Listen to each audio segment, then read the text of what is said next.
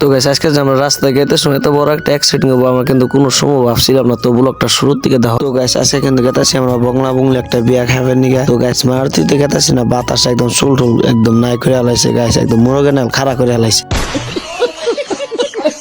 তার মানে গাইস তোমরা কিন্তু মনে মনে ভাবতেছো যে মারুতির গ্লাসটা খুলে দিলে কিন্তু বাতাস যাবো না, চুল নষ্ট হবো না, তাই না? তার কারণ একটা, আমি জ্যাকেট পিনছি, তার মানে বহুত গরম ধরছে হিসাবে কিন্তু খুলে দিছি গাইস। আর গাইস জ্যাকেটটা নেগাতেছি, তার মানে রাইতে বহে হিসাবে কিন্তু ঠান্ডা লাগা হারে। আর গাইস একটা কথা মনে করছো কি, আমি তো জ্যাকেটটা খুললে হয়ে যায়, একটুকু কথা আমার মাথায় ধরে না।